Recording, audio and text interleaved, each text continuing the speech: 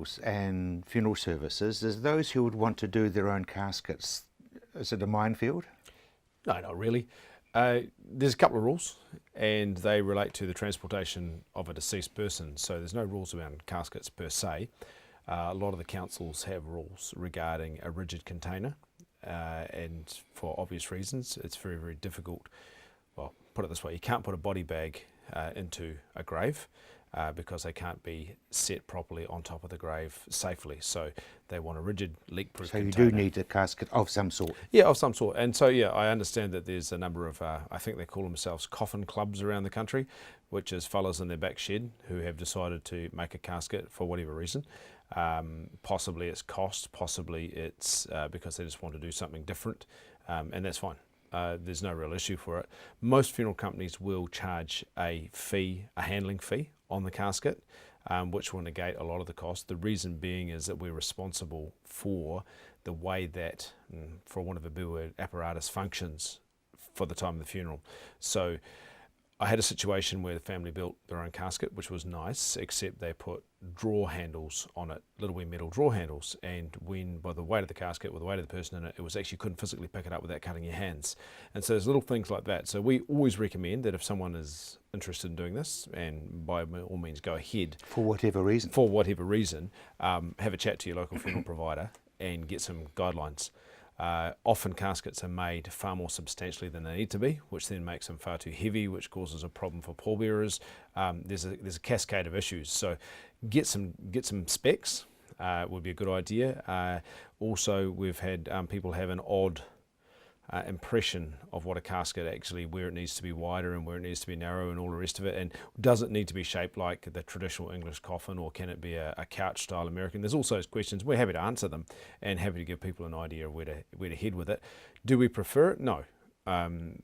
For a couple of reasons. It's a profit centre for most funeral homes, and that's fine. To be realistic. Yeah, to be realistic, it's a profit centre, so we're not going to be excited about it. Having said that, I've seen some wonderful ones made by families, and they have significant, well, cultural is not the right word, but they have significant personal significance. I mean, there's one that I can think of, Roddy. The man he ran a sawmill. Yep. And his son, who'd taken over the business, he knocked up a coffin for him.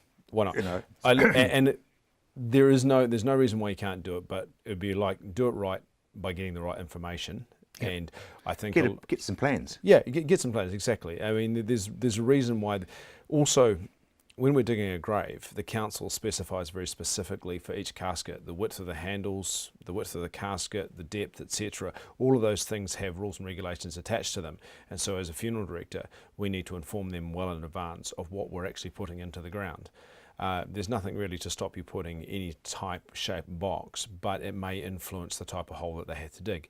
We had a situation very recently where the casket was slightly wider than the hole that was dug.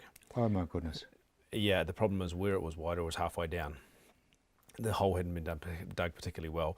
And so we've found that with family caskets, when they say, oh yes, we're going to build a casket that's X feet or metres long by X wide, etc., if they don't stick to those and all of it, because things evolve as you're building it, then it can cause problems. So it's just a matter of good communication. Find out some information from us about what's the best way to do it. Find out what the rules are in terms of there needs to be a leak-proof liner in it. The handles need to be of sufficient size and heft that you should be able to support the entire casket off one handle. Again, you can imagine if a handle come off en route, absolutely, it can cause you a problem. So things like that, and we're happy to chat about it. Absolutely. Those who want to be buried on the farm. Okay, still can't unless they have a ginormous farm and there's no public burial ground within 32 kilometres. So essentially, you would need to get your map out, get a compass, and work out if that, and there's very few places in New Zealand, there won't be a public cemetery inside that circle. Really? Because we don't sort of see them really, do you? No, you often don't see them because the buildings that they were associated with are now gone. A lot of them are church cemeteries, or they're trust cemeteries, but they are still public cemeteries, and the way that the Department of Internal Affairs views it is that if that cemetery is available, that's where you should go. They don't want people burying people willy-nilly. It causes all sorts of problems down the track, maybe 30, 40, 50 years' time, where land essentially has to be ring-fenced because it's got a burial ground. As you can understand, there are cultural implications for it for future generations, and so by determining where we're burying our people, we can sort of say, well, this area is a grave, it's going to be a grave in perpetuity. Burying someone on the back 40 because that was their favourite vista of the farm, while it's a romantic notion, is not a practical notion for future generations, particularly if the land changes hands into another family, because they don't have the same connection, but they should, theoretically, they've got to look after that grave as if it was their own. So if you want to be buried on your own land, there is a process. You can go through it and you can apply. It takes about 2 years to go through the Department of Internal Affairs, and they will be quite stringent about it, but it can be done. Is it going to get easier in the future? We think so. They think that public land like dock land is potentially going to be opened up for woodland burials, but that is still in Parliament process at the moment. It's on its second or third reading, and it's been kicked around the House. And it's an election year, so it's not a priority. Exactly. So yes, is it going to happen in the future? I would say without a doubt some changes will be made, but they won't. It's not going to be all of a sudden that and sprayed and down the backyard. Exactly. It opens the door for ashes then being scattered. Ashes are a different beast altogether. All right. You can scatter or inter ashes on public land with permission. So if it's monitored by DOC or an iwi, you need to contact the owners of the land, and often they will give you permission, or they won't, or they'll suggest an area where you can. On private land, you can inter ashes. There's no problem there, and you can scatter ashes generally on public land. I put a but in there. Areas that are frequented lots by people, parks.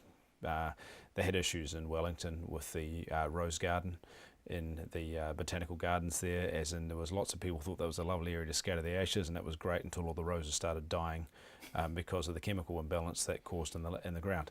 So they've stopped that. So, but if you wanted to go down to a river mouth or something like that and do that, it can be done. Just realise there's cultural implications. If it's a food gathering area, it makes it tapu if you do that. So you've got to use your common sense, and if in doubt, ask permission. Righty, thank you very much indeed.